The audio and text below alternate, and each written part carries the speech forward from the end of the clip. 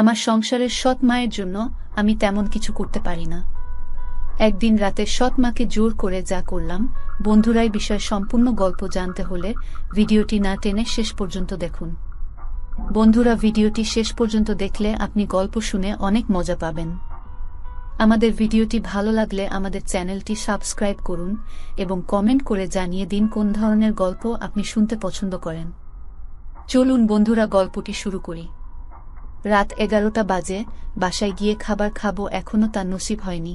আর ভালো লাগে না এই দুনিয়ায় কোলাহল, তার মধ্যে সৎমার পেঁচাল একদম সহ্য হয় না। দিনভর কাজ করে রোজগার করি, তা উনার হয় না, আরও টাকা চাই উনার। মনে হয় আমি টাকার মেশিন। হেঁটে হেঁটে বাসায় যাচ্ছি, কোনো গাড়ি নাই যে গাড়ি করে বাসায় যাব। আর গাড়ি করে বাসায় গেলে মা দেখলেও শুরু করবে যে লাট সাহেব পায়ে চলাচল করে আসতে পারে না, গাড়ি লাগে উনার। সারাদিন কাজ করে পা আর চলছে না, পায়ের গোড়ালিগুলো মনে হয় এখনই খুলে পড়ে যাবে। না, আর সম্ভব না, হেঁটে যাওয়া, একটু বসে জিরিয়ে নেই, তারপর না হয় আবার বাসায় যাওয়া যাবে। রাস্তার ধারে একটা জায়গায় বসে আছি, পাশে ধান ক্ষেত, তারপর পাশে আবার পুরো জঙ্গল। ভয়ও করছে, কিন্তু ভয় করলেও কিছু করার নেই, পা যে আর চলছে না। হঠাৎ মনে হলো পাশে কেউ একজন বসে আছে আমার পাশে। ফিরে দেখলাম না, কেউ তো নেই। হঠাৎ কাঁধে কারো মাথা রাখার উপস্থিতি টের পেলাম। এবার তো ঘাবড়ে গেলাম, কে কে, কিন্তু কাউকেই তো দেখছি না। না, এখানে আর থাকা যাবে না, তাড়াতাড়ি উঠে চলে যেতে নিলাম, কিন্তু কেউ একজন পিছন থেকে জড়িয়ে ধরেছে মনে হচ্ছে। এবার ভয় পেয়ে গেলাম, ভয়ের চোটে কপাল বেয়ে ঘাম ঝরে পড়ছে, কিন্তু কাউকেই দেখতে পাচ্ছি না। প্লিজ, কে আপনি? সামনে আসুন, আমার খুব ভয় করছে। অদৃশ্য থেকে একটা আওয়াজ আসলো, ভয় পাওয়ার কিছুই নেই, আমি তোমার কোনো ক্ষতি করব না। আর আমি তোমার সামনে আসলে তুমি সহ্য করতে পারবে না, আমার রূপ দেখলে তোমার চোখের জ্যোতি নষ্ট হয়ে যাবে। এবার ভয়ের মাত্রাটা যেন আরো বেড়ে গেল। কে আপনি? আর আপনি সামনে আসলে কেন সহ্য করতে পারবো না? অদৃশ্য থেকে আবার আওয়াজ আসলো, কারণ আমি পড়ি। পড়ি কথাটা শোনার পর তো মনে হয় এবার সত্যি আমার পেন্ট নষ্ট হয়ে যাবে। চুপ করে আছি ভয়ে। অদৃশ্য থেকে আওয়াজ আসলো, এই কথা বলছো না কেন? কি বলবো বুঝতে পারতেছি না, কি বলবো আমি? অদৃশ্য থেকে আওয়াজ আসলো, চলো আমরা ওদিকটাতে গিয়ে বসি, ঘাসের উপরে। আচ্ছা, ভয়ে ভয়ে বললাম, কারণ কথা না শুনলে আমার ঘাড় মটকাবে। আচ্ছা, কোথায় আপনি? আমি এসে বসেছি তো ঘাসে। পাশে থেকে আওয়াজ আসলো, এই তো আমি পাশে। আচ্ছা, একটা কথা বলি। পাশে থেকে আওয়াজ আসলো, হা বলো। দেখুন, আপনি সামনে না আসলে আমি কথা বলবো কিভাবে? আপনি প্লিজ আমার সামনে আসুন। আচ্ছা, আসবো, তবে তার আগে বলো তোমার কেমন মেয়ে পছন্দ, মানে তোমার স্বপ্নের রানীটা কেমন হবে? আমার পছন্দ সাদাসিধা একটা মেয়ে, যে সাদা একটা সিম্পল ড্রেস পরবে, যাকে এক দেখায় আমি ভালোবেসে ফেলবো, ও রূপে পাগল হয়ে যাব আমি। আচ্ছা, ওয়েট। হঠাৎ দেখলাম সাদা একটা আলোক রশ্মি জ্বলতে জ্বলতে উপরের দিক থেকে নামছে। আলোক রশ্মিটা হঠাৎ বড় হয়ে গেল। আলোক রশ্মিটা বড় হওয়ার পর এত আলোকিত হয়ে গেল যে জায়গাটা আমি চোখে কিছুই দেখতে পাচ্ছি না। হঠাৎ সবকিছু আবার আগের ন্যায় ক্লিয়ার হয়ে গেল, সব স্বাভাবিক হয়ে গেল। পাশে ফিরতেই দেখলাম সাদা ড্রেস পরা একটা মেয়ে আমার পাশে বসে আছে। মেয়েটার দিকে নজর পড়তেই আমার দুনিয়ায় দাড়ি পাল্টে গেল। এত সুন্দর মেয়ে এই জমিনের বুকে এর আগে কখনো আমি দেখি নাই, মনে হচ্ছে জান্নাতের কোনো হুর ভুল করে জমিনে নেমে এসেছে। আমি হা করে ওর দিকে তাকিয়ে আছি। এই কি দেখ, আমার লজ্জা করে তো, এমন করে তাকিয়ে থেকো না। মেয়েটার কথায় আমার ধ্যান আসলো, কিন্তু আমার সবকিছু যেন উলট পাল্ট হয়ে গেল, মাথায় কিছুই কাজ করছে না। আপনার নাম কি? আপনার বাসা কোথায়? আপনি কি করেন? আপনার বাসায় কে কে আছে? এক গাদা প্রশ্নে ছুড়ে মারলাম। মেয়েটা এই স্টপ, আস্তে আস্তে একটা একটা করে জিজ্ঞাসা করো, না হয় একসাথে এতগুলোর উত্তর আমি কিভাবে দিব? মেয়েটা, আমার নাম মাপসুরাতুন নূর, তবে সবাই আমাকে মাপসুরাহ বলে ডাকে। আর আমার বাসা হচ্ছে পরিপালকে, আর আমার বাসায় আমার বাবা আর মা আছে। আপনি পরি হলে জমিনে কি করছেন? এখন আর তেমন ভয় করছে না? মেয়েটা, আমি জমিনে আমার অর্ধাঙ্গিনী খুঁজতে এসেছি, কারণ আমার ছোটকাল থেকে একটাই ইচ্ছে, আমি মানুষকে বিয়ে করব আর আমার বাবার সিংহাসনের অধিকারী বানাবো। বুঝলাম না। মেয়েটা, মাপসুরাহ আমার বাবা পরিপালকের রাজা, আমার বাবা চায় আমার বাবার পরে আমার বাবার সিংহাসনের উত্তরাধিকারী আমাকে বানাবে, কিন্তু পরিপালকের কিছু অসৎপরি এটা চায় না। তারা চায় উত্তরাধিকার কোনো পুরুষকে দেওয়া হোক। কেননা আমার বাবার কোনো ছেলে সন্তান নাই, তাই তারা বুদ্ধি করে উত্তরাধিকারী হাতিয়ে নিতে চায়। আমি মাপসুরা, আজকে আমার সময় হয়ে এসেছে, আমি উঠি। কালকে আবার কথা হবে। আমি এত সময় ধরে বেশ ভালোই লাগছিল মেয়েটার সাথে কথা বলতে। যেই না বলল মেয়েটা চলে যাবে, তখন মনটা খারাপ হয়ে গেল। আচ্ছা, এরপর কি আমাদের আর কখনো কথা হবে? মাপসুরাগ, হ্যাঁ হবে কালকে। আমি আবার একই সময়ে এইখানে তোমার জন্য অপেক্ষা করব। তুমি এসো কেমন? আমি আচ্ছা। মাপসুরা, আর মাত্র 3 মিনিট সময় আছে, আমার যেতে হবে। তুমি তাড়াতাড়ি চোখ বন্ধ করো। আমি চোখ কেন বন্ধ করব? মাপসুরা, আরে করতে বলেছি করো না, আর আমি বলার আগ পর্যন্ত চোখ খুলবে না। আমি আচ্ছা। চোখ বন্ধ করতেই হঠাৎ মনে হলো ঠোঁট জোড়া কেউ নিজের দখলে করে নিয়েছে। কারো ঠোঁটের উষ্ণতা অনুভব করলাম। আমারও কেন যেন ভালো লাগছে। মাপসুরা, এই চোখ খুলবে না কিন্তু। আমি আচ্ছা।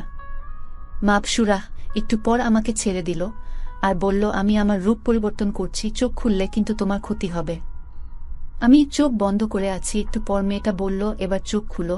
তারপর আমি চোখ খুললাম। তারপর মাপসুরাহকে আর দেখতে পাচ্ছি না। মেয়েটা গেল কোথায়? অনেক ডাকাডাকি করলাম, না কেউ নাই। তারপর মোবাইলটা পকেট থেকে বের করে দেখলাম কয়টা বাজে। ঘড়ির টাইম দেখে মাথায় যেন আকাশ ভেঙে পড়ল। রাত 2টা বাজে। আজকে বাসায় গেলে মা আমাকে মেরেই ফেলবে। তাড়াতাড়ি করে উঠে ঘরের দিকে হাঁটা দিলাম, কিন্তু কেন যেন মনে হচ্ছে ঠোঁট জোড়া মিষ্টি হয়ে আছে। মনে হয় মিষ্টির গোডাউনে ঢুকে কয়েকশত কেজি মিষ্টি খেয়েছি। বাসায় প্রায় পৌঁছে গিয়েছি, আর একটু পথ বাকি। ওহ আচ্ছা, আমার পরিচয় দিতে তো ভুলেই গেছি। আমার নাম আকাশ। পড়ালেখা অনার্স 2য় বর্ষ পর্যন্ত পরে আর পড়া হয়নি, কারণ মা মারা যায়। পরে বাবাও আরও একটা বিয়ে করে নেয়। তিনি চায় না আমি আর পড়ালেখা করি, শো অফ করে দিয়েছি। আর একটা ছোটখাটো দোকানে কাজ করি। এই পরিচয়টা খালি গল্পের ক্ষেত্রে। এবার গল্পে আসি। বাসায় পৌঁছাতেই মাকে ডাক দিলাম। মা এসে দরজা খুলে দিল, সাথে আরও এক গাদা কথা শুনিয়ে দিল। লাট সাহেবের ছেলে, এত রাত অবধি কোথায় ছিলি? তোর কি ঘর বাড়ি নাই নাকি? রাতের বেলায় ঘুমটা নষ্ট করে তোর জন্য দরজা খুলতে হচ্ছে। কাল থেকে এমন হলে ঘরে জায়গা পাবি না। আকাশ, কি আর করা, কথা শোনা তো আমার নসিবে সব সময় লেখা আছে। মাথা নিচু করে রুমে গিয়ে ফ্রেশ হয়ে নিলাম, কিন্তু একটা জিনিস লক্ষ্য করলাম। গায়ে পরনের শার্টটা যখন খুললাম তখন একটা ঘ্রাণ আসলো নাকে। মনে হচ্ছে পাগল হয়ে যাব। ঘ্রাণটা আমাকে একদম পাগল করে দিচ্ছে। তারপর খেয়ে শুয়ে পড়লাম। শুয়ে শুয়ে ভাবছি একটু আগের ঘটনা। মেয়েটাকে একদিনেই মনে ধরে গেছে আমার। আচ্ছা, মাপসুরাহ কি কালকে আমার জন্য ওই জায়গায় অপেক্ষা করবে? কিছুতেই ভুলতে পারছি না মাপসুরাহ কে। ভাবতে ভাবতে ঘুমিয়ে গেলাম। অন্যদিকে মাপসুরাহ ওর পরিপালকে যায়। মাপসুরাহ এর বাবা, কিরে বলির পাঠা পেলি? মাপসুরা, হা বাবা, বলির পাঠা পেয়ে গেছি। একটা অনলাইন পেজে জামা দেখে ভালো লাগল সুইটির। জামা সম্পর্কে অনেক কিছু লেখা, কিন্তু দাম লেখা নাই। সুইটি কমেন্ট করল, দাম কত? ইনবক্সে আসুন। সুইটি মেসেজ পাঠাল, জামাটার দাম কত? কোন জামা ম্যাডাম? হালকা বেগুনি রঙের জামাটা। জামার কোড নাম্বারটা বলুন প্লিজ। কোড কোথায় পাব? ছবির নিচে লেখা আছে দেখুন। সুইটি আবার পেজে গিয়ে জামাটা খুঁজে বের করল। কোড নাম্বারটা দেখল। M06। জামাটার দাম কত? এটা তো আপা স্টক আউট। সুইটির মেজাজ খারাপ হয়ে গেল। আপনাদের পেজে তো দেখাচ্ছে জামাটা আছে। তাই নাকি? আমি চেক করে আপনাকে জানাচ্ছি। ঘন্টা 3-4 পরে মেসেজ আসল, সরি ম্যাডাম, M06 স্টক নেই। পেজে আপডেট করা হয়নি। এখন আপডেট করা হয়েছে। গোলাপিটা আছে? সরি, কোড নাম্বার বলুন প্লিজ। সুইটি আবার পেজে গিয়ে দেখল গোলাপি কোড নাম্বার M07। M07 আছে? এটাও স্টক আউট ম্যাডাম। সুইটি পেজে না গিয়ে মুখস্থ লিখল, M08 আছে? না ম্যাডাম। M10 আছে? না ম্যাডাম। M02 আছে? জি এটা আছে ম্যাডাম। 2 পিস আমাকে পাঠিয়ে দেন। ঠিকানা আর মোবাইল নাম্বার দেন প্লিজ। সুইটি ঠিকানা আর মোবাইল নাম্বারটা মেসেজ করে দিল। 4 দিন পরে সুইটির মোবাইলে কল আসলে একটা পার্সেল আসছে। কিসের পার্সেল? আমি তো বলতে পারবো না আপা। আচ্ছা, আমি হেড অফিসে জানাচ্ছি। রাতে সুইটির কাছে পেজ থেকে মেসেজ আসল, আপনার পার্সেলটা পাঠানো হয়েছে, রিসিভ করুন প্লিজ। কোনো পার্সেল? N02। এটা কি জিনিস? একটা 3 পিস। রং কি? হালকা নীল। আমি তো রিসিভ করতে পারবো না। কাইন্ডলি আমার মায়ের আইডিতে নক করুন।